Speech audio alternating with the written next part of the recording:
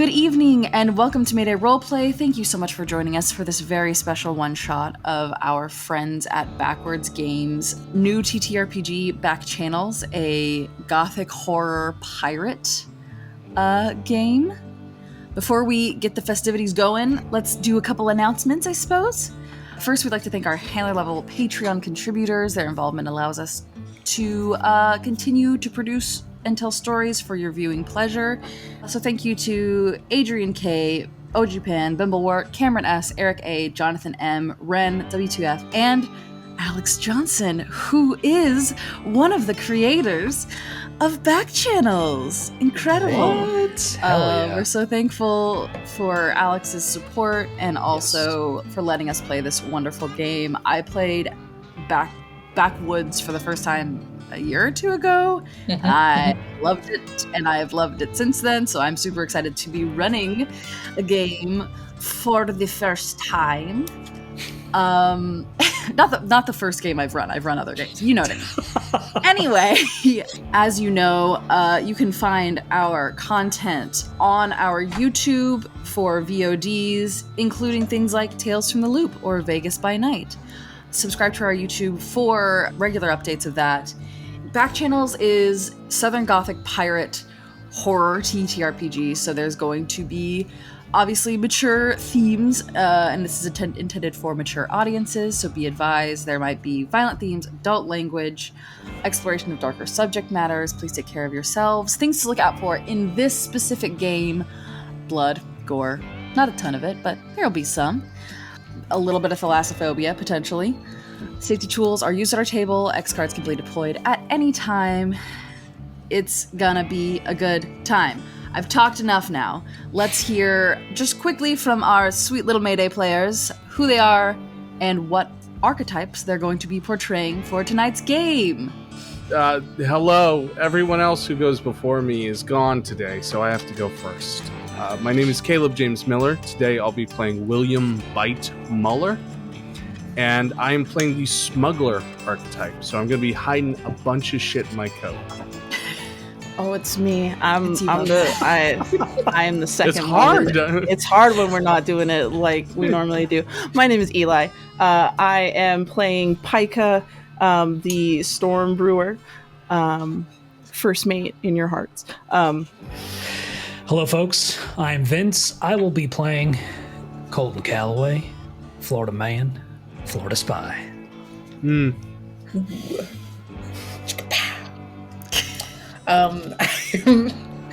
Zach, and I will be playing Lomo Turrywork. I am a carpenter and a swashbuckler. Beautiful. Love it. Oh, and I'm drinking real salt water for this. No, you're Zakiya. That's not. No, good. I'm not. Not. No, I'm not. Oh. No, I'm not. You did not have to do that. something inside me, like keeping my ancestral line. He said, no, you're not. All right, you menaces. Let's do some piracy, baby! We open on a tavern in the Keys. La Delfine Rosada is a staple of the territory, a place to wander into when you're looking for work, rest, or just a little mischief. Ever since the end, when water levels rose and people were scattered by wind, water, and war, the Keys have been barely more than a sandbar for ships to lay anchor on. Steadily, as ships ran aground or were discarded or taken by force, a settlement rose up from their carcasses. A walkway added here, some well-placed tapestries there. Before you knew it, the Keys had become their own semi-floating city, with La Delfine at its center. The tavern is bustling today, as it always is. Barkeeps and kitchen workers weave in and out between rowdy guests, bringing food, drink, and gossip to the masses, their patrons anxious to spend whatever coin they've earned, won, or stolen. 20 minutes ago, you, the crew of the Stinkin Jacob, your modified, ironclad warship, were peacefully taking a break from your most recent venture. Hello, man. Yes, thank you. Good job. Holy shit. That's our ship cat. That's our ship cat. Screaming. She's sitting on your captain's shoulder. You were peacefully taking a break from your most recent venture, having made some not insignificant coin from the local trader, La Brujena. Then, some of those dipshits from up north caught sight of Bite, and some terse words were exchanged. Something about a past job gone wrong and debts never repaid. And, well, one ship, one crew. Everyone, you can either give me your vigilance score to begin initiative, or you may roll a 20-sided die and add your vigilance modifier to it, because we are in a bar brawl. Oy. I'm just gonna take the flat vig because I don't trust this. I have an 11. All right, Bite has an 11. I got a 14. Colton. I got a 16. God damn, girl. A More than my 16 vigilance. from Lomo. Glad I rolled. How moral. Oh no.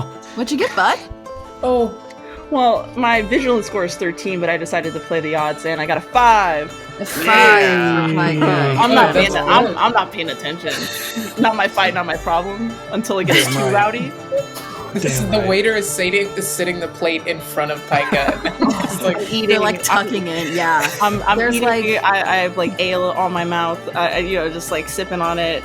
A full side of fish has just been laid before you. There's like a lemon wedge. It looks delectable. Hungry. priorities. Yeah.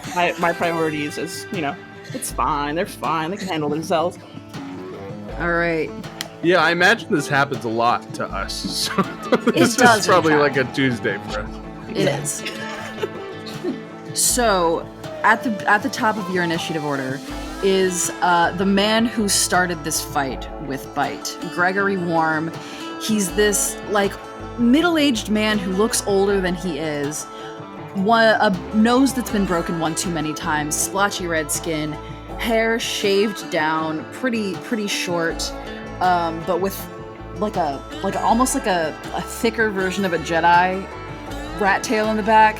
It's not a great look, but he's staring like he'd been staring at you pretty daggers across the bar, and now he comes up, kind of swinging a club at you, Bite, and he's going to take a swing. 12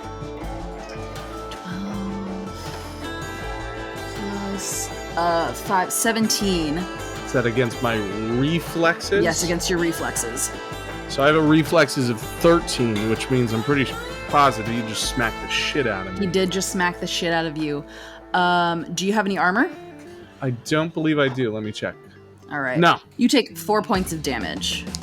God Okay. damn. He kind of cracks you across the jaw, and you can feel one of your teeth loosen.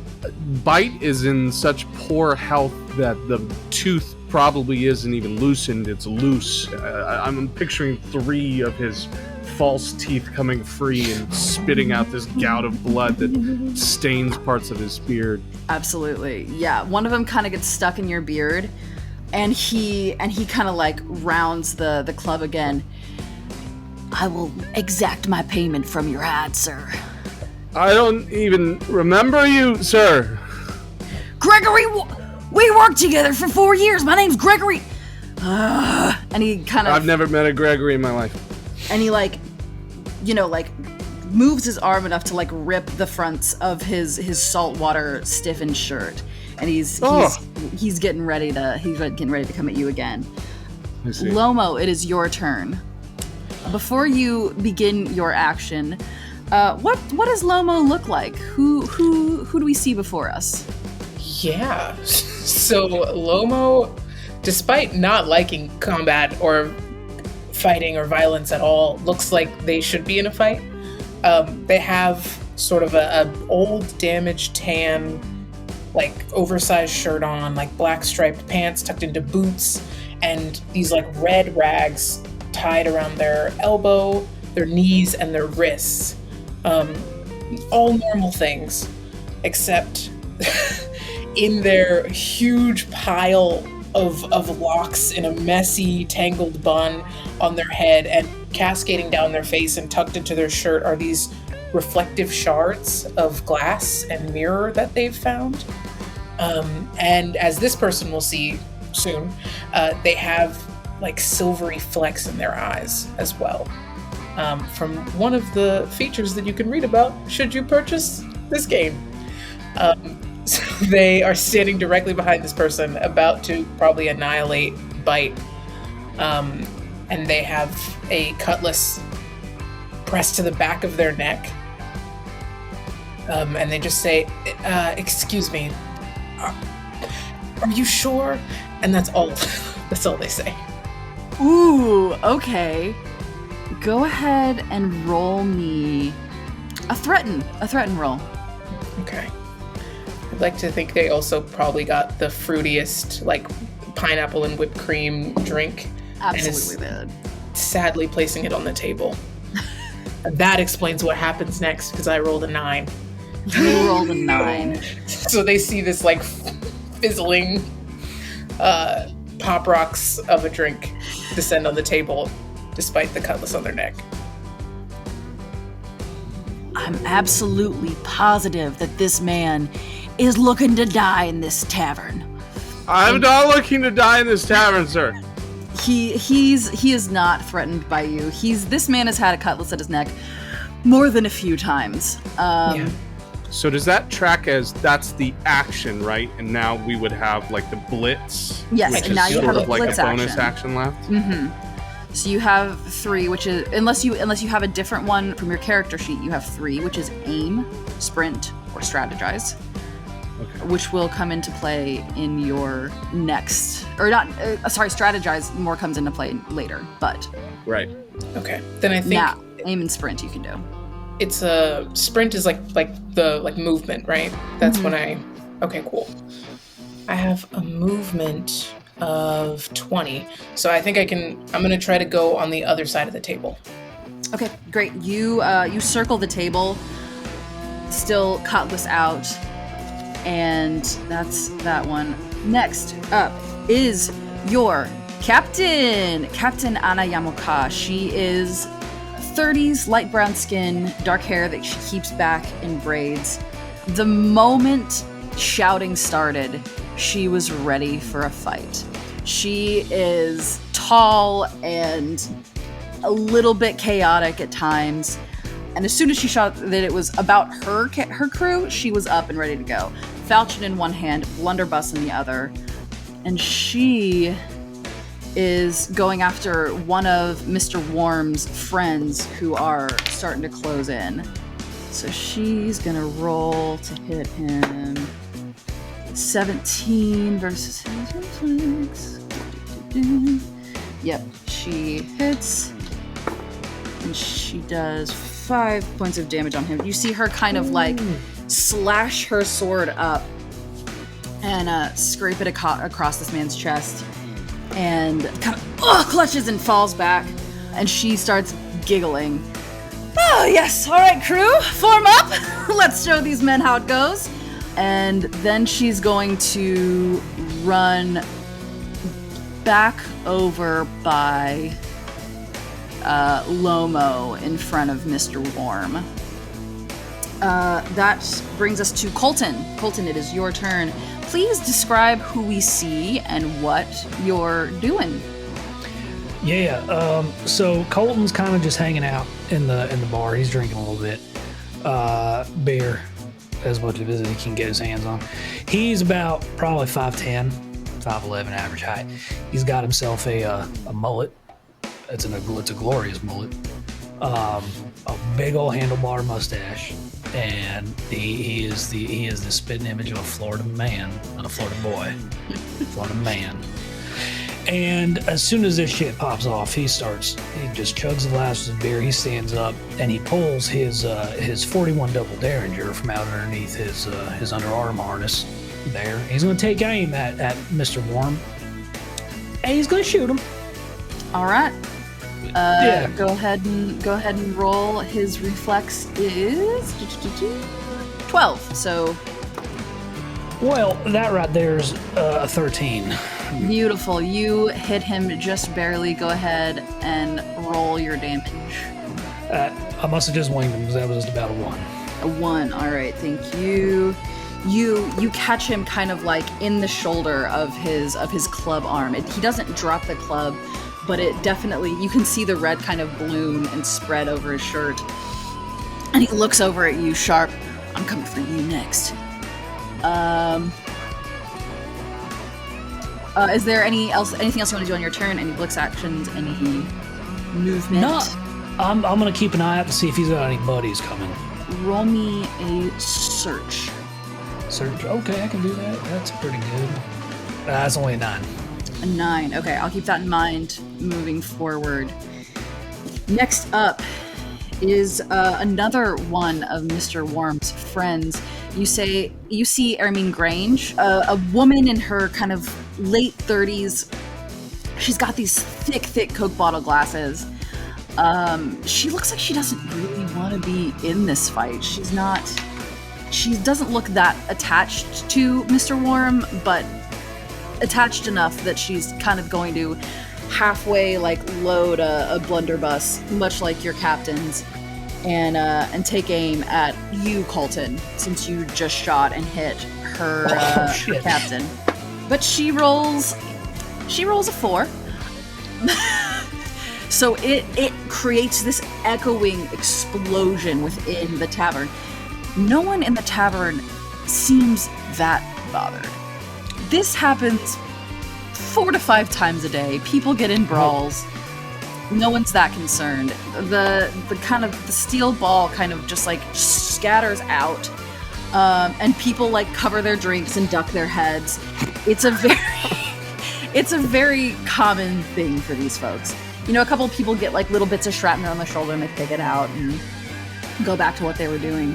You can see like the head barkeep kind of off in a corner, stuck behind masses of people, starting to be like, hey, shh, quit your shooting in here. If you're gonna shoot, you need to go outside. No one's really paying them that much mind. And they're gonna kind of like rub their eyes and start, you know, moving towards you guys. Not quickly, pretty slow. As I said, they're not interested in this fight.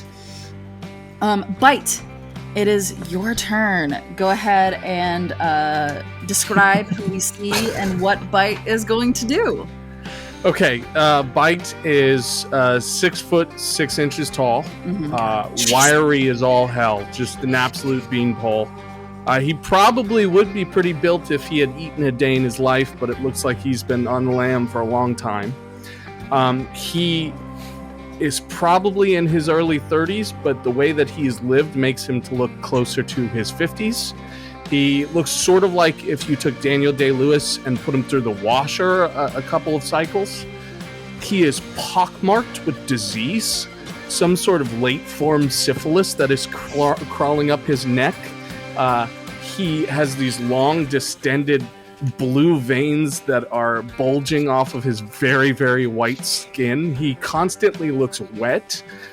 He has this beard that is full, except for a shaved bit of the goatee, and it has been wisped out and waxed, and it is desperately trying to hide some premature grays and the huge scarring that is on his right side along the syphilis marks, and many other roiling diseases that roll across this jaundiced man. He doesn't really hold himself in a human way. It's like he's a marionette on strings. There's only one portion of his body that seems to have weight at any given time. And this is just the coolest situation for him. He has no problem being in this situation. He's done it a million times. He doesn't even look particularly stressed. He looks up to that gentleman and he says, I think that we have gotten off on the wrong foot, and I think that maybe you and I should have a speak about Jeremy. You and I need to have a discussion. My name's Gregory.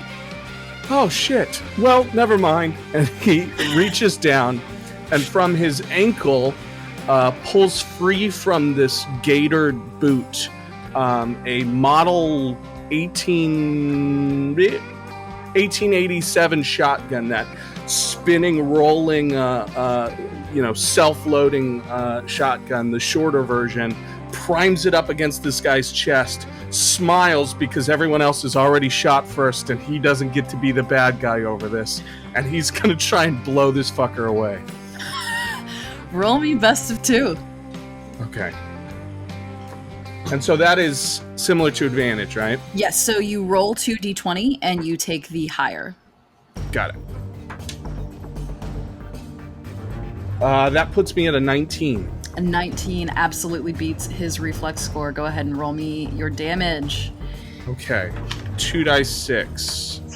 That's 9 points of damage.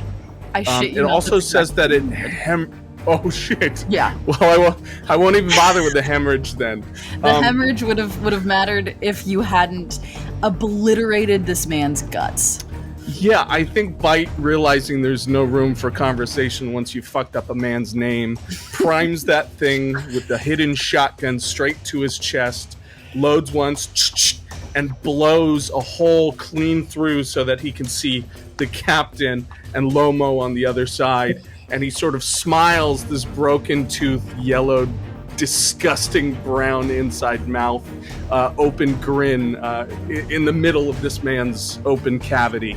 And he'll use a blitz action to get as far away from the fight as possible. He wants no fucking part of it. In fact, he's gonna like find a table and hide under it while everyone else fights. Amazing. You prime it against him. An explosion of red mist and white little particles explodes out from behind him, kind of washing over you, Lomo, and the captain. The captain's smile does not break. She starts laughing even harder. I'm sorry! I didn't know it did that. I'm sorry. You didn't know it did that? Man, I have to take that away from you at some point. Oh, God. Ah! Wait, we're not done. And and Lomo takes a stool and hurls it at the other person that was with Gregory. I think they're still around. You will be able to do that on your next turn, but right now, it is Paika's turn. Okay, fuck it up, Paika. Paika, you have just watched your crewmates and your captain eviscerate a man. And by eviscerate, I mean absolutely destroy his thorax. And you see one person coming up towards you. Ermine Grange, their face has gone ashen, but you kill a person's captain, and they can't technically let it stand.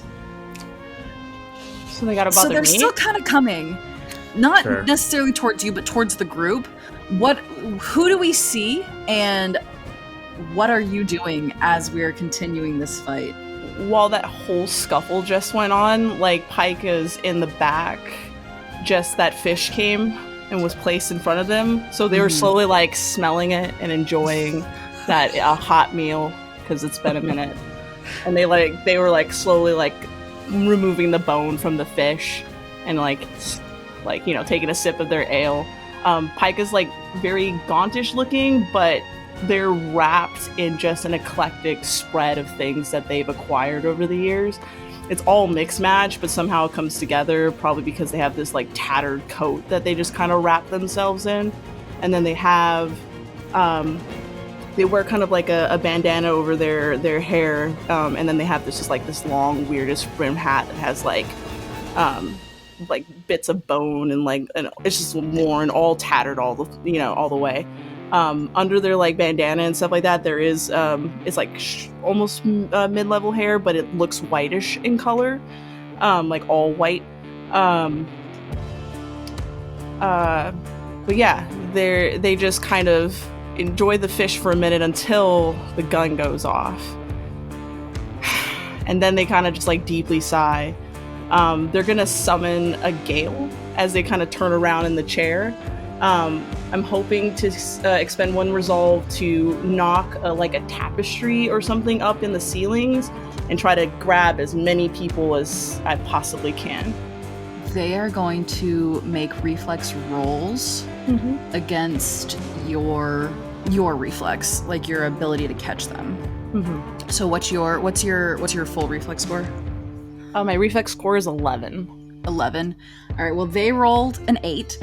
So you kind of whip the winds up in a little bit of a gale, and several different tapestries kind of pull off the rusted nails that they're on, and flutter down, covering Ermine Grange, but also multiple other patrons of the bar. You see the main barkeep is still fighting their way through the throngs. God, not again, Paika! For the love of God, please, not! And they're trying so hard to get over to you. Paika, you have to control yourself. Yes, more self-control for me. Take a sip of my beer. You take a sip of your ale. Do you have any other things you'd like to do on your turn, or are you just trying to kind of stop Mixed Grange? Did I knock everybody down, including the disgruntled person, or just the one that was advancing on? Just the one that was advancing. So the barkeep, Leo, she's like halfway across the tavern. She's doing her best to make it to you, but she's really just trying, like, she's mostly trying to, like, stop you guys from blowing more holes in her ships, basically. But she's pretty far away. You do catch Ermine Grange, and you see like their form kind of go down under the tapestry, and it looks like they're still like standing, and then they slowly just kind of lay down on the ground. Like they're like, this might as well happen. That's our disgruntled fellow, right? The one that didn't want to be in the fight? That was one of Gregory's friends that didn't want to be in the fight. Could I use my blitz action to spread over to them? Over to them. And just like put a hand out to them with like a small smile, and then ask them if are you the first mate? So they're laying under this tapestry. They can't see your hands, but they say, "Yes, I am. Yep. I guess I'm the captain now, technically." Fuck. Ooh, congratulations. Thanks. I really just want to go home. That's fair. I just want to go finish that fish before it gets a little cold. You know, when that cold fish is never good. Yeah, go for it. I'm probably gonna stay here. When you feel ready, dear captain, could you wrap your boys up? I'm working on it. I really don't. There's one more. I don't know where he is. Tolstoy! And about this time, the captain lets out a Oh, no, not the captain. As a dagger appears through her side. Tolstoy is a probably 17-year-old scrawny looking kid. He rolled pretty high on his stealth, which is why you didn't see him, and he rolled on his reflex save, which is why you didn't catch him. It's entirely luck. He stabs through your captain and rips it out the side. It's not deep in her like in the center of her torso, but it's enough that there's like a little bit of like a gout of blood that goes kind of out of her side, and she goes, "Oh, fucker," and kind of reaches back and just kind of like elbows him in the face. And Ermine goes, "God damn it, Tolstoy, stand down." And Tolstoy goes, "Well, you didn't call for captain yet, God fucking Ermine," and is immediately just like full child. It looks like he might be her younger sibling in a way. You're not really sure. There's a little bit of a similarity. But right about this time, Leo makes their way over, and she goes, "Again, Anna," and your captain kind of looks up from holding her side and goes, "Look, we might have enemies. We don't start these fights. They start them." And Leo kind of rolls her eyes. Just get out of my bar. Just get out of my fucking bar. And Captain Anayamoka kind of straightens up and looks over at all of you. "Well, that was fun. Everyone report in? Everyone okay?" I'm okay. Yeah. You alright, Captain? Yes, it's nothing. This is manageable.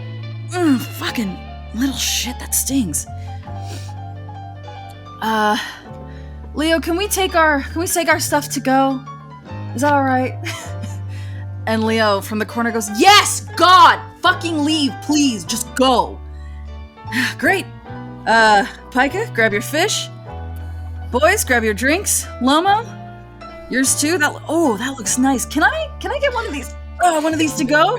It's really good. It's really good. I didn't really get to finish it. They put the stool down. They were absolutely going to throw on the first mate, no captain. Yeah. Get their drink back. Yes. Bite is in the middle of moving out from under that table, and then goes and steps through the puddle of blood surrounding the former captain. Mm-hmm. He shakes off his boots. This place is disgusting, by the way. Reaches down and steals the club that beamed him in the back of the head, and then cops that into his coat and says, "You need an inspector or something in this place because it's terrible." Bite, if you don't get the fuck out of my bar right now, I'm never serving you another drink. I've never even met you. We've met 7 different times, Bite. I knew you before you were on this fucking crew. Agree to disagree. Who are we ever? Who are we? We're man. That's it. We're just innocent men. We're just innocent men. She starts like fingering the cutlass at her side and is about to pull it on you when Captain Anayamoka drops like a small bag of coin on the table. Is this gonna cover it? Are we good? Are we good? Are we good? And Leo like rubs her eyes in a way that kind of hides a smile back at the captain and goes, "Yes, we're fine. Go. Please go now." And the captain kind of whistles and kind of makes a motion to gather you all up, picks up her drink, and starts prancing out of the tavern. Can I walk past Leo with the plate of fish? Like I'm taking the whole plate and all. And I'm just gonna be like, really good. So good. So Thank you. Yes, I've just go. yeah, I just take the whole fish. Let it be known I could have taken that kid. Lomo just points between Leo and the captain and go, "Ooh," as behind Bite as they do this. Lomo, it's on site next time. I suppose it is. Get out. Yeah, we'll make for the stinky. Yeah. Stinkin Jacob. You guys start to kind of mosey your way out. The captain is in surprisingly good spirits for having been fucking stabbed. She downs her drink and kind of throws the cup back towards Leo, who's walking the 5 of you out. Leo catches it without looking, rolls her eyes, and goes back inside. All right. Well, that wasn't the worst fight ever. Are there any more of your little friends we should know about? I feel like we need to start. Absolutely. Great. When we get back to the ship, you and Norma are gonna sit down, and Norma's gonna write a list of all the fuckers to keep an eye out for, okay? I have to know their names? Names would be helpful. Descriptors are useful too. Ships. Most of them have hair. Okay. Alright. Where could I go from there? Hair. Distinctive scars? Anything like that? Oh, absolutely. Cool. Yeah, Norma will take care of that. Ooh. Yeah, that's on Norma later. Are you okay, Captain? Are you going to survive that stab? Yeah. You see, she's You're already. going to be fine after all of this? You're Be. not going to die in your sleep and then leave the position vacated? That's not in the plans. Like, she was in high spirits, but as you guys are walking down these gangplanks and, crossing over masts that have been felled and, swinging around ropes to get over water crossings, she's looking a little, tender, which makes sense because she's been stabbed, but it's kind of causing her to weave a little bit. And you know your captain can hold her drink. She hasn't drunk enough for her to be this unstable. No, I'm fine. I'm okay. You don't look very good. It's burning a little bit, but it's nothing compared to your face. Well, that's a cheap shot. You've seen my face. Everyone's seen my face. It's the worst thing in the fucking world. It's nothing a night's sleep won't fix. We're okay. Colton, Lomo, you guys okay? I'm fine. Okay.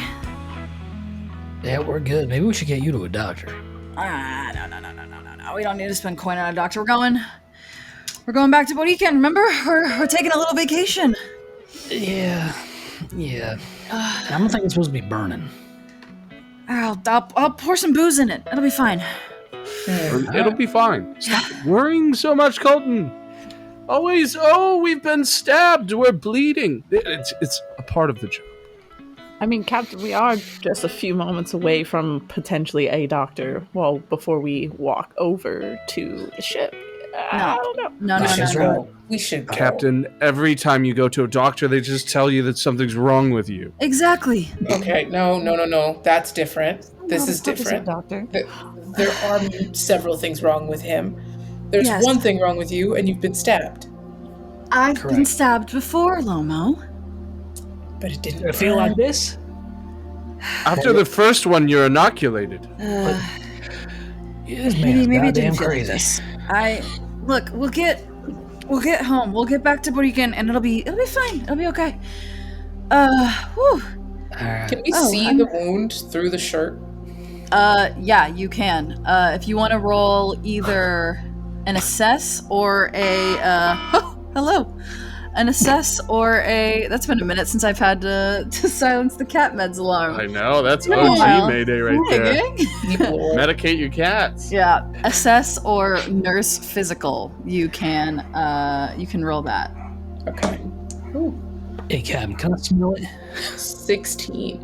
Lomo, as you guys are walking, you can see she's kind of like shifting the shirt away from it, like the brush of fabric hurts, which again makes sense. She's been stabbed.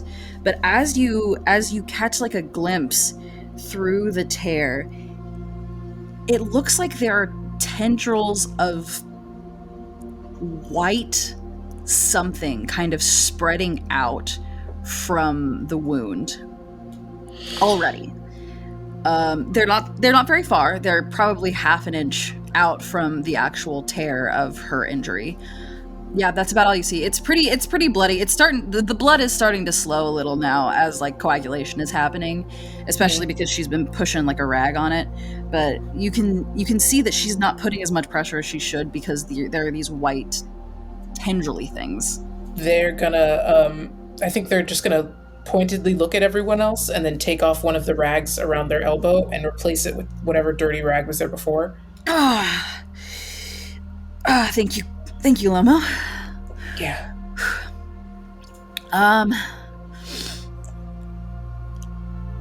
Let's get to the ship. Come on. Make for waters. I want to go home. Let's go home. Okay. And she starts leading the way to the ship.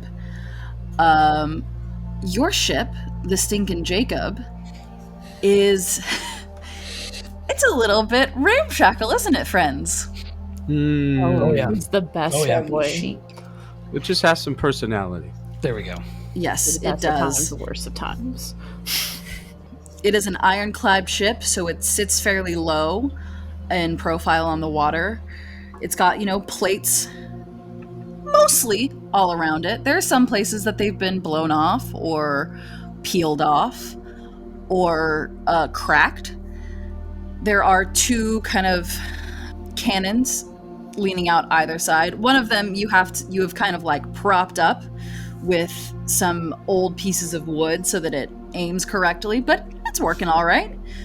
And there is a makeshift mast up top because the steam engine that was there has given out, and fixing it has been a little bit of an issue.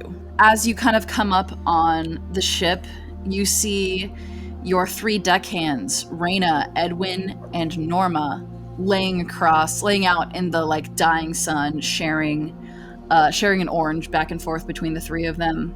And they kind of get up and give like a mock salute. We're heading out now, Cap. Yes. We're gonna head out. And as she starts to try and say, "We're gonna head out now," her knees crumple, and she hits the deck.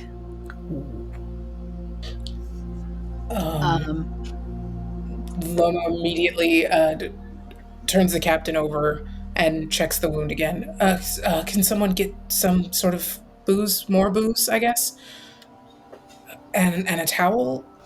Bite will rummage around in his coat and bring out a flask that he keeps on, and he looks down at the captain, who is clearly, on the edge of life all of a sudden, and half hesitates to give it to Lomo, just like for the briefest second, thinking that if he just lets this happen, he could be captain, and instead hands it over. But after a crisis of faith. Incredible. I was always going to give it to you. Thank you. Fucking sure you were, but... You want me to go find a doctor? Yeah. All right, I'll be back. Yeah, no, I'm sorry, Captain. This is... I don't know. I'm the captain now. For now. You're not. Now. It's not. You can't just say that. That's not how that works. I just said it. I said it first. You can't just say you're the captain. You can't... she's not even dead yet. I'm the captain of the stab wound. I'm the stab wound captain. It's Paika. Technically. That's fine. Their first mate, and she's kind of using you guys' argument as a focus, but she's like, her head is lolling and she is waning in consciousness. You're saying ridiculous things. You're dying and you're saying ridiculous things. We all know. She's not dying. And as she says that, she presses the booze to the wound. Yeah, the captain kind of grabs your wrist. I'm not dying. You're correct. As you press down on this towel, you can feel ridges forming where the white tendrils are burrowing under her skin. Colton, roll me a luck check. Yeah, I can do that. And that's a straight D20, right? It's a D20, and you either have evens or odds. I had even picked, and I got me a 20. Ooh, baby! You run down some gangplanks, swing around some openings, and slide up to the doctor's office just as they're shutting their door, which used to be a captain's quarters on a ship that's now completely sunk except for the very top. And you slide up to them right as they're looking like they're about to head out. Hey, Doc, we need you real quick. What? Huh? Oh, okay. Where are we going? Follow me. Our captain got stabbed. It ain't looking good. Oh dear. Oh, hold on. And they kind of open up the door again. They're this like 50s, 60s pirate. They've got kind of like two long braids next to the side of their face, and everything else is shaved. Kind of light brown skin. And they go back into their apothecary, for all lack of a better word, and start pulling down different herbs, different vials of stuff that you're not entirely sure what it is.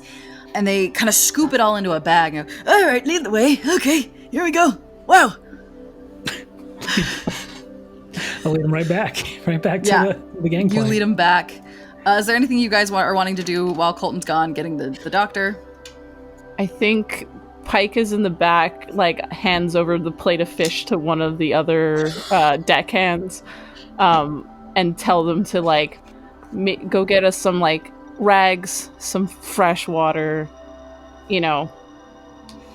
let's try to make the captain comfortable. What are we doing? Letting them just, like, lay on the floor in pain like this. Hup. Edwin takes the fish. He's eat this, by the way. older... Eat this. This is yours. You guys can eat this. It's good. Oh, thank you. Good. Eat it. Edwin's this, like, older Southeast Asian guy with, like, a big scruffy beard and an entirely perfect smile that you don't know how he's kept this white and clean for this long. One gray eye, the other one is just an empty socket. He goes, hey, thank you, Captain. Share with the rest of them. fresh Yeah. water. I'll Fresh share. How fresh is water? How fresh can water ever really be if it all recycles back in? As clean as possibly can. Just do not. Yes. Clean water. And he kind of scampers off. Reyna and Norma at his heels. Norma kind of peels off actually and kind of puts her legs under the captain's head as a pillow. And Colton, you get back with the doctor, and the doctor sits down, spreads out their stuff and starts sifting through what you guys have done, peeling back the rags, peeling back the towels, and freezes as they see these white tendrils. Doctor, I yes. think she might be hurt. Oh, very astute of you, Bite. Yes. Oh, well, Is that bad? Is that bad? Sounds bad. I don't want to cause any panic. Captain, cover your ears, please. And the captain looks up, bleary brown eyes. I'm not covering my ears for information about my health, Doc. No. Tell me like it is. And the doctor says, I haven't seen this in a long time. This is a poison derived from a fungus found up north. Dead man's fingers synthesized with a few other belladonna, oleander, these sorts of things, and it kind of eats one from the inside out. Holy shit. I can't imagine what that's like. Well, there's got to be an antidote, right? I can slow it down. Certainly, I can slow it down. Well, all right, slow it down. Yes, of course. And they take the spilon and they kind of start pouring in different herbs and mixing it, and takes the water from Edwin and starts sprinkling it in and makes this kind of poultice almost, scoops it out and presses it into the wound, packs it in, and the captain screams. She's usually in a good mood. She's usually jovial. She's usually happy. She doesn't show it when she's hurt. She screams. That's normal. That's very normal. That's okay. And as the captain's screaming, she kind of, the doctor kind of beckons you all closer. You need to change this every 24 hours. It's not going to stop it. It slows it down. You have a week, maybe 2. I truly don't know what to tell you. I don't know who did this. I don't know who found this, who was able to. This is an old poison, and I can give you supplies, but you're just going to be making her comfortable. There's nothing, no cure, no. We can't do anything about this? They couldn't find anything before in the older days, but not anything I've heard of. There are stories of cure-all elixirs and magical remedies and, penicillin from the old days, but that is ancient. I don't know where you would find something like that. Who would? We have to try it, right? Even if it's just a rumor, we can't. We have a week. It's treasure stories, children. I like pirates. Yeah. I like a good treasure story, and that's always a source of good fiction. The only one I heard of with any kind of evidence of where it might be is from her home. It's on Boriken. The treasure of Kofresi. It's been hidden for hundreds of years. It's closing in on 1,000 years. Ooh. since anyone even knew where that treasure was. And even during Colfresi's life, no one knew if it was real. It's fantasy. So Well, was we gotta devil try. fungus. Yeah, so was devil fungus up until this point. That's a good point. I'm gonna find that fucking kid, though. I could still take him. It depends on what you would like to spend your time on. Oh, fuck. God damn. You know, the way that I see this is a win-win regardless. I mean, if we can go and find this Kofreze and find the treasure within and take it out, then not only have we earned some level of intrigue to our names, we've also cured the captain. And if we don't, at least she gets to die where she lived. Right? Goddamn, but Bariqua! Oh my god. And it gets entirely too close to her face. Don't you want to go home, Captain? Ah! She stops screaming, but she's kind of whimpering, and she puts a hand on your face and kind of squeezes your jaw. No, that's fair. No, yes. I do want to go home. If I'm gonna die, you better take me home. And her eyes are like bleary and kind of clouding over a little bit with exhaustion. And she pushes your face away with all the strength that she has, which isn't much. well, we know where we gotta go. Paika, I guess you're acting, Captain. Let's not just throw around titles. Who's a captain, anyways? I'm still captain of the stab wound. She's got. We could all be captains. That's fine. Why don't we just get set sails? Let's do it. Yes. All right, hop to. Let's set sails. I can. Yeah, it's fine. I'm gonna monkey some powder. You all, it's an easy transaction to get all of the herbs, the mortar and pestle you need, and enough water to get you the herbs you need for getting the captain at least out of port and close to home. Your crewmates have already restocked the ship. That's what they were doing while you guys were goofing off. And you set sail as the sun sets. So we're going to enter a little bit of travel time. It takes anywhere from 5 to 7 days to get from the Keys to Boriken. So I'm going to have, every day, I'm going to have one person roll a D8 for me. And we'll see what happens during that day of travel. You guys set sail at night. You begin. The oceans are pretty calm right now. The wind is at your back, so you have a little bit of an easier time getting out of the Keys. The night passes pretty uneventfully.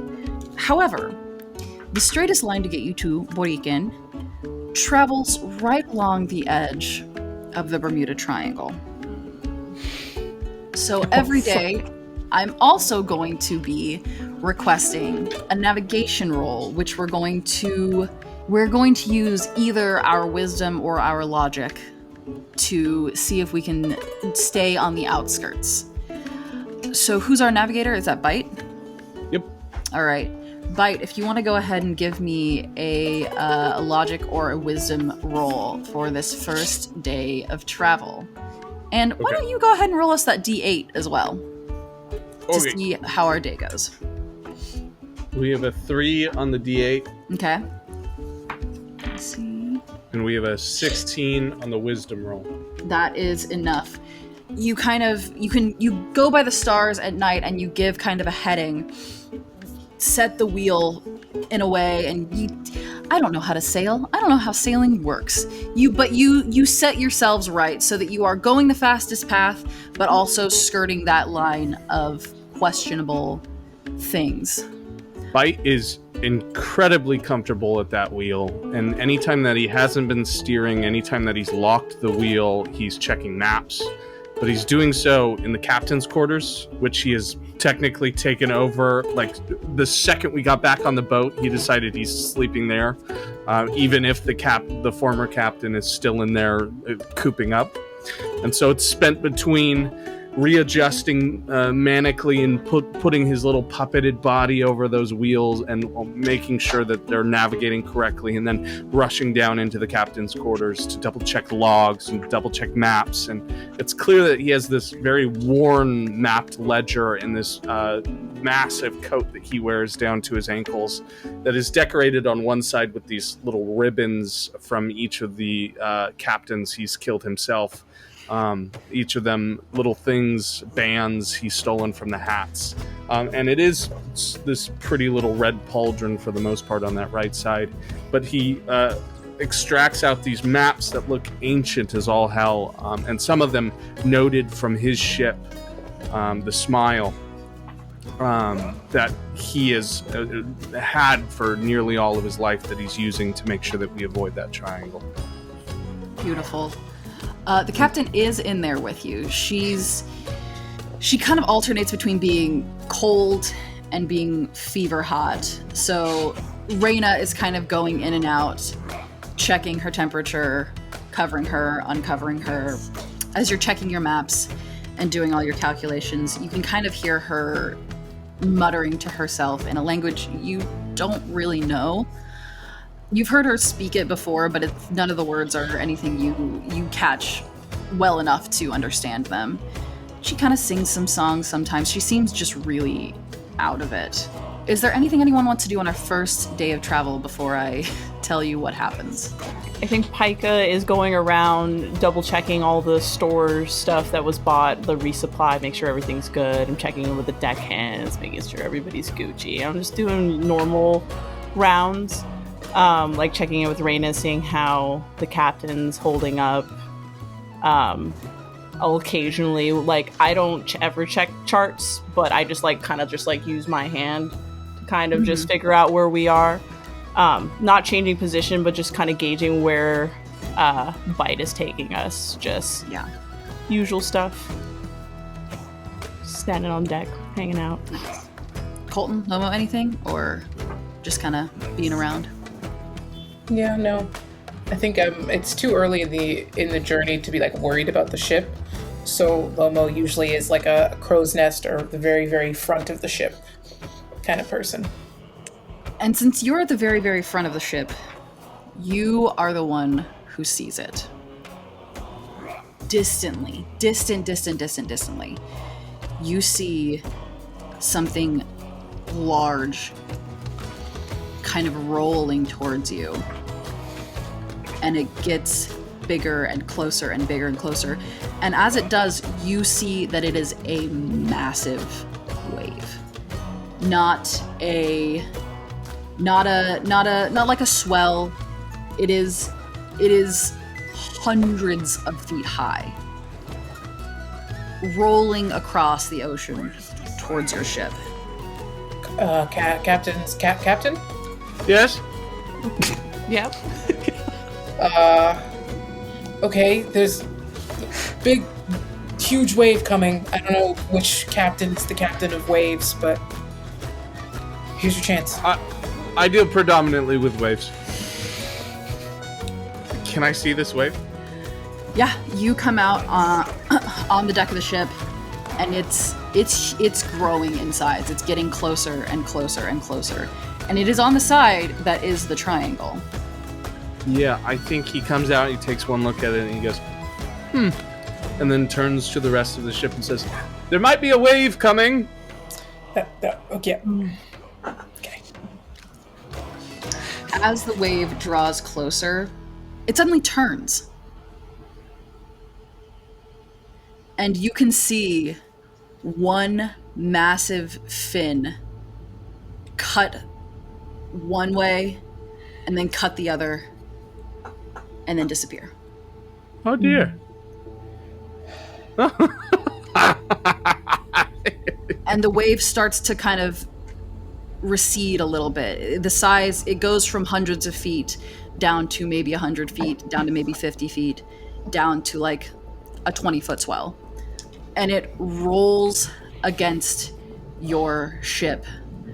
Someone make me a resolve check for the ship. Just roll a d20 and add 4 to it. I'll do it. Yeah. Yeah, take it, Captain. So roll this plus whatever score I have for resolve. The ship's resolve is 4, so add 4 to it. 13. 13. Okay. So the wave kind of rolls over your ship, not fully submerging it, but some of it like crashes over the top, and you guys are kind of buffeted. One of the panels on your side that's been loose for a couple months, years, weeks, who knows, tears off the side and starts kind of bobbing in the ocean, leaving the wood of the ship open underneath it. You just see Lomo sprinting. Lomo, what are you doing? I'm immediately heading towards where this wood got fucked up and trying to like patch it as quick as possible with whatever we have, which is probably other broken parts of the ship. Absolutely. Yeah, you have some other broken parts of the ship. Just roll me a craft roll. Aha, yes, good. That is a 18. An 18. Yeah. You kind of like pull some pieces of an old hull that you found and you slap it over this. It's not an entire hull. It's still like the wood of the ship, but it's just a little thinner than the rest of the ship is. So you start laying down pieces of wood and hammering them into the side, and it's not a fix, but it's a fix for now. It's still seaworthy. It's not as vulnerable as you would have been. Okay. Another day passes. You check on the captain. The tendrils have started spreading across her abdomen and up her ribs. Again, it's slower, but it's not stopped. Is there anything anyone wants to do for the rest of the day, or shall we move on to day number 2? Yeah, probably just help Lomo with any repairs or anything like that. Great. Yeah. Okay. I think that Bite spends most of the day holding like full-on conversations with himself. Mm-hmm. And every so often when he thinks he's alone and he's probably being watched by someone, he takes a picture, a portrait out from his coat, a very waterlogged piece of vellum that he glazes 2 fingers over and then speaks, almost whispers into it, and then breathes, sniffs real deep into the photo, and then returns to the wheel like nothing's happened. Beautiful. Beautiful. Anyone want to call the authorities on that, or? I feel like it's Pike. I feel like it's me making rounds slightly, and I just catch it, and then I just walk by as soon as he's done, and you can't even tell. Like, oh hi, everything. Hello, Paika. How are you? Oh, I'm fine. Just making You rounds. look like you're keeping yourself well. Always. But Paika, if you were to characterize yourself as someone, how would you say that you deal with responsibility on a scale from 1 to 100? How I handle responsibility?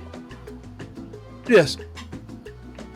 I mean, I got a list of tasks. I'm told just to check on those tasks. Make sure that I check all those task boxes every day. So I feel like I'm fairly responsible. No one's really complained. And you feel suitable to a leadership position? Well, I mean, I could do it. It's not a problem for me. Captain made me first mate. I don't necessarily know why. Maybe it's because I can check those tasks off. Yeah, I don't know. A lot of us don't know. I don't know. I talk to Captain. We get along. I don't know. I mean, Do you think you could have stopped that kid? I mean, Maybe. but I was focused on the other people. Interesting. Yeah. I mean, it's not always good to dwell on the past. We can't kind of change. We can't kind of change that Captain got stabbed. I mean, we could. I don't dwell on anything. Because I mean, honestly, because like if we start dwelling, we could go all the way up that chain. It could stop from me like stopping that kid to like going like maybe we never got confronted by a guy from our shady, nefarious past. I mean, we could go all the way up there, but why get into that tangled web? It's insane the things that can just happen to you for no reason at all. And I mean, that's a lot of stress on a person, It is so much stress. Got so much other stuff to do, like you're handling the navigating job like so fucking good, dude. Like you got us out of that wave situation. I mean, like you're the guy. I saw that it was a wave, and well, So if you're worried about your responsibilities and stuff like that, I really think you're doing a good job. But am I worried? I don't know. I thought that was the conversation we were having. We're concerned about responsibilities and goals, and I just want to make sure you know that you're doing a good job. Like everybody, this is like the most solid team we've ever had under Cat. I think Bite goes semi into an existential crisis as he starts to think about. He scratches in at his chest where he's probably got some pustules amongst the chest hair. Am I worried? Am I worried? You start to wander off from the conversation. Yeah, I don't think you should be worried. Have a good night. I'll see you tomorrow morning. I'm gonna turn it. Goodbye, Paika. I'm sorry I was worried. No, don't be. You guys have this tense, stressed, worried conversation as the night comes to a close. And on to our next day. Paika, will you roll our D8? Sure. I got a 7. The sun rises, and a wind kicks up behind you, pushing you forward with a little more speed. The currents seem to be on your side, and you guys are moving at quite a clip. You're gonna actually shave off a little bit of time, so you'll shave off a day of travel. Anything else anyone wants to accomplish on this day? Can I thank the wind for giving us more speed? Absolutely, you can. Just like standing under the mast, just kind of in the midst of a prayer of some kind. And enjoying its company. I'm just having a good time. You Good feel vibes the only. wind on your face and thank it for its contributions. Bite, I need your roll for either wisdom or logic. A 19. 19. Yep, you are expertly skirting y'all right along that line. You don't see anything today, so luckily it seems like a calm day in all the ways you need it to be. I think that like Bite's sailing takes on a near like mythical quality in that like no one quite understands how it's going so well. Mm-hmm. Like he spends most of the day starfishing on the wet iron by the wheel and not even really looking at it. And every so often he'll move it like a minuscule amount of space from where it was at once and then lock it immediately, get pissed off and put it right back. Sometimes he'll be, in the dining hall taking in whatever they have on a meal that day and then suddenly remember that he's supposed to be sailing and rush back to it. But it's going well. Yeah, it's going beautifully. The captain is still declining slowly. She tries to get up and come check, and Norma and Reyna kind of wrangle her back down. She is now almost exclusively communicating in the language that you guys have heard her speak, that none of you do speak. She's like bleary and a little delirious, and just keeps repeating "Cofresi, cofresi, cofresi, cofresi, cofresi." Like that will be the thing that saves her. Anything else from anyone today? Or are we hauling ass? All right. Colton, give us our next D8 roll, if you please. You got it. Let's see what we got here. That's also going to be a 7. Another day dawns. Beautiful. Perfect currents. Perfect winds. It's almost scary how perfect the weather is. It's like you're waiting for the other shoe to drop. Nothing ever goes this well. But it is. Bite, go ahead and roll me for navigation. A 14. A 14. Yeah, it's not the perfect day that it was yesterday, and I think a little bit of the stress of hearing the captain talking all the time in the quarters where you are is kind of getting to you a little bit. So you're making more trips up to the wheel and back to your maps, and up to the wheel and back to your maps. But you're still on course. You guys are still set to arrive next day or two. Actually, it's surprising how fast you've been going. Again, it's scary how easy it is right now. Lomo, Yeah. roll me that D8 for potentially your final day of travel. Let's get it. Easy success. Now, Is it a it 7? rolled. No, it rolled, but it's somewhat cocked on my headphones wire. I I trust won't you. tell you what it is. Should I re-roll? Don't tell me Should I what it is. keep it? Reroll it. If it's cocked, I trust you to say it's cocked. Okay. It's a 7. It's a 7? It's a 7. Oh, amazing. Man, I had Yeah. so much cool shit for you guys to see, and you're just tearing past it. On the way back. It's the third perfect day. There are, like, the water is clear. You can see, like, little shining fish darting around your boat like they are riding the current that you're on. Bite, roll me your last Pretty good. 17. 17. Yeah, you guys are moving at a clip, and on the horizon, you can see the island of Boriken just kind of bubbling up out of the surface of the ocean. If you sail through the night, you'll get there by morning.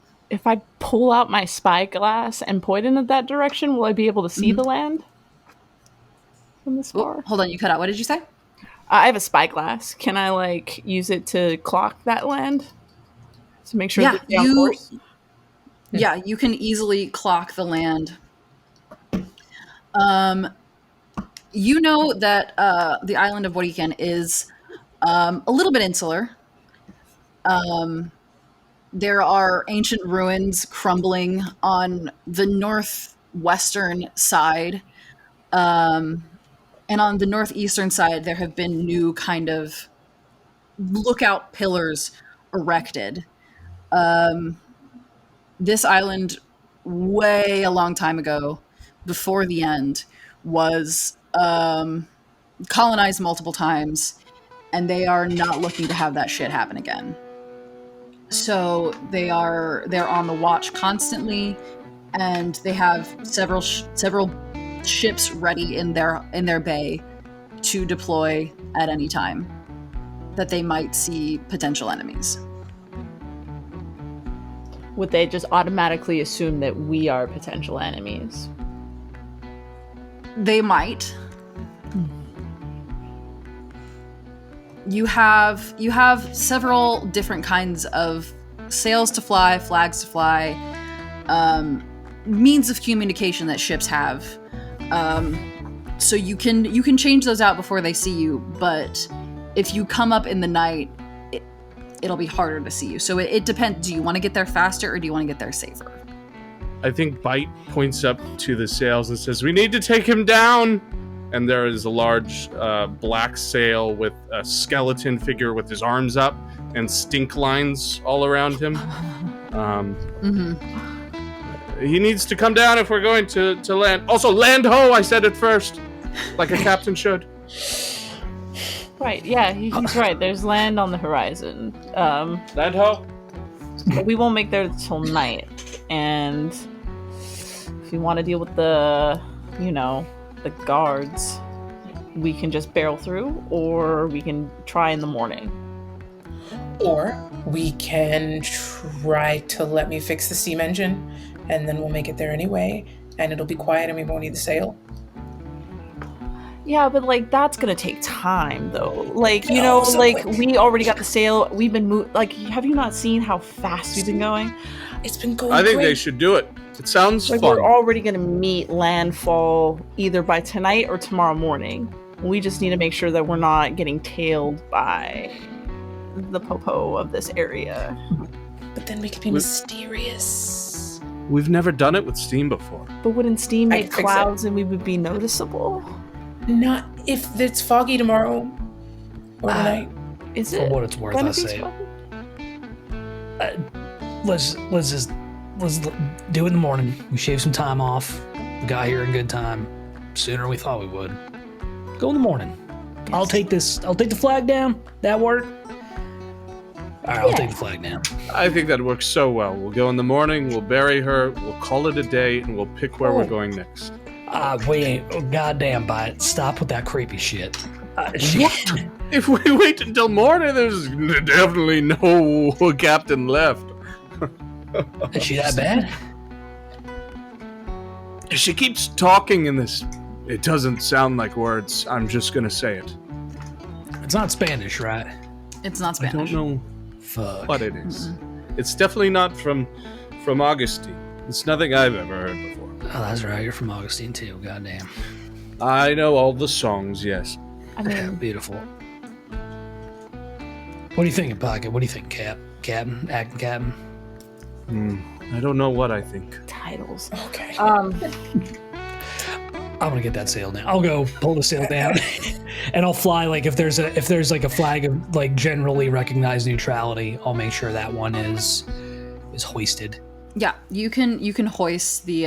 It's a kind of sea blue and yellow flag. It doesn't see a lot of use with y'all, but you do have it. It's probably still in the shrink wrap. Yeah, you hoist the colors and make your way. You kind of slow down the ship. You pull the sails so that they're not inflated as much. So Lomo, do you want to have spent any time during our travels trying to repair the ship's engine? Yeah, I think it's like their nighttime ritual to actually get ready to go to bed. They'll spend like an hour or two. Yeah, we'll say you had some of the supplies. I'm gonna say you need 3 successful craft rolls. So DC 18 or higher, and you can roll once for all 4 days you were traveling. Okay. So you need 3 successes over 4 days. First roll is a 5 Okay. and a 10 And a 10, all and a right. 5 And a 5, okay. and an 8.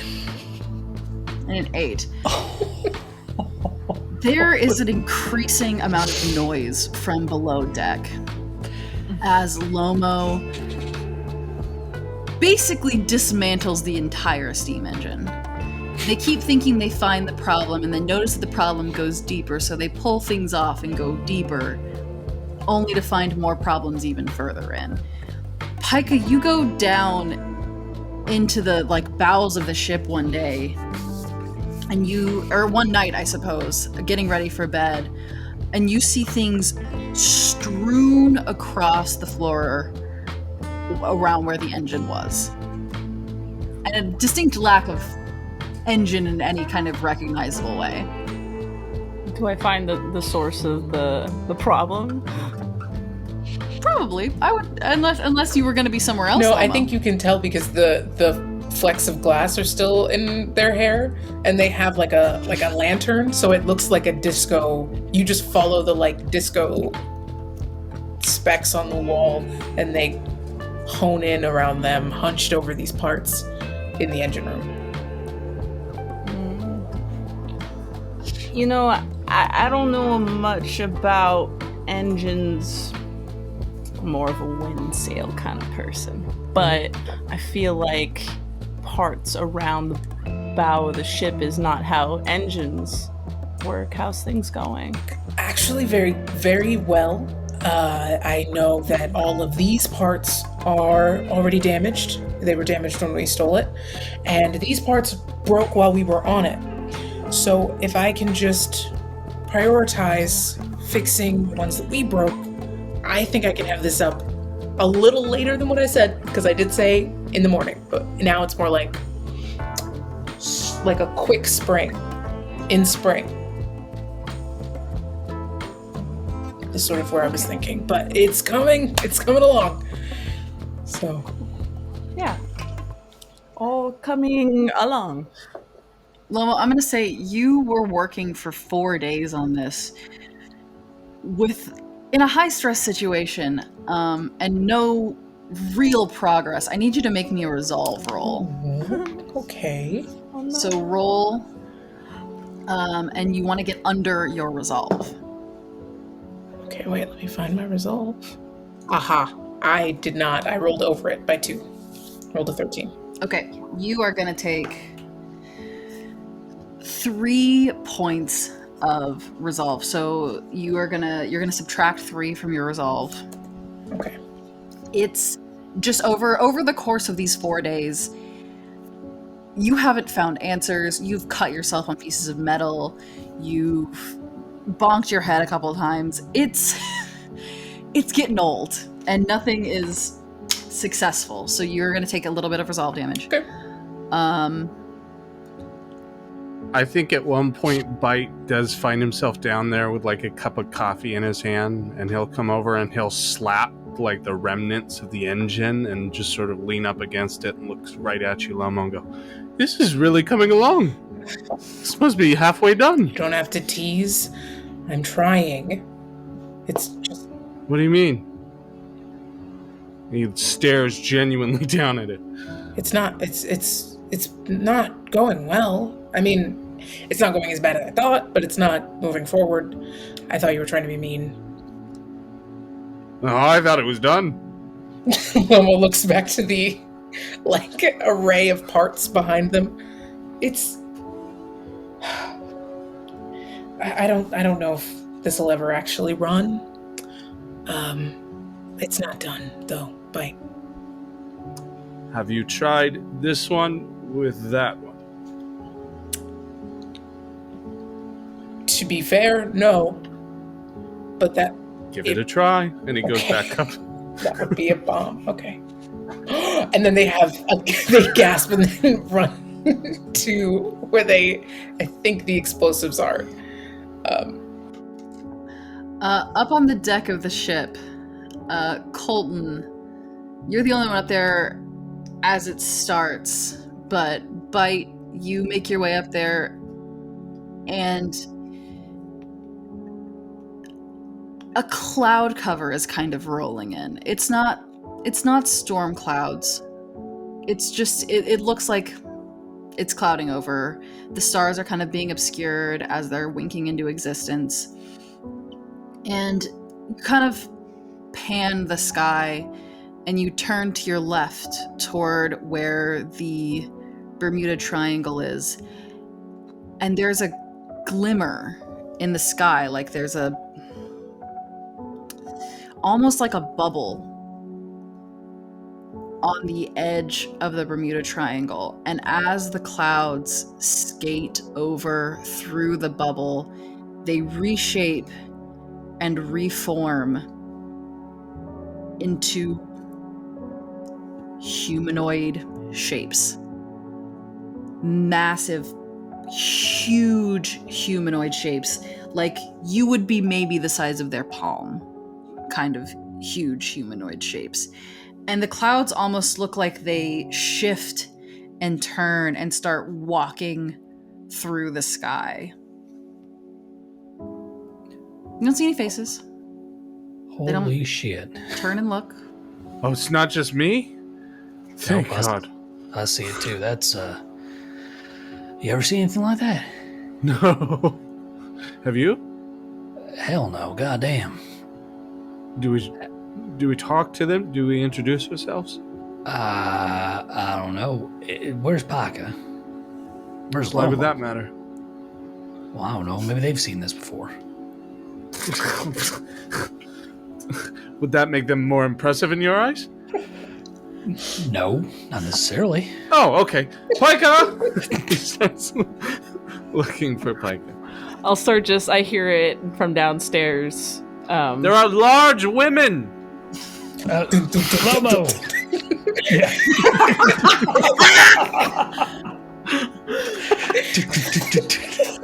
Yeah, you I'll two be slowly emerge behind from under the deck. You see the like kind of shimmering bubble, and as the clouds pass through them, you see these clouds shift upright and start walking and like almost reaching out to the others. Have I ever seen this ever in my life? I'm a wanderlust roll kind of more. fellow. Tell me more.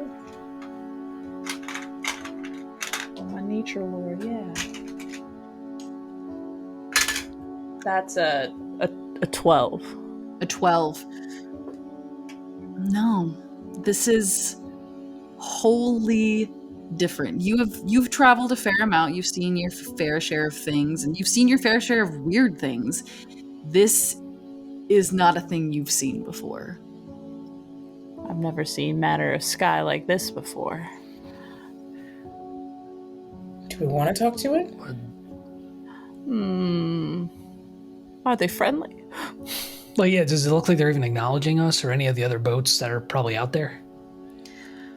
You look around, they seem like they're more interested in each other. Okay. There's it looks more like a reunion than anything. Oh, wow. Yeah. It's kind of nice. Like they've found each other after a while. Yeah. Like a family. I mean, I don't know. I feel like if they're not minding us, we shouldn't mind them. Enjoy the Right? show, I guess. Yeah. What if they're about to get cordial?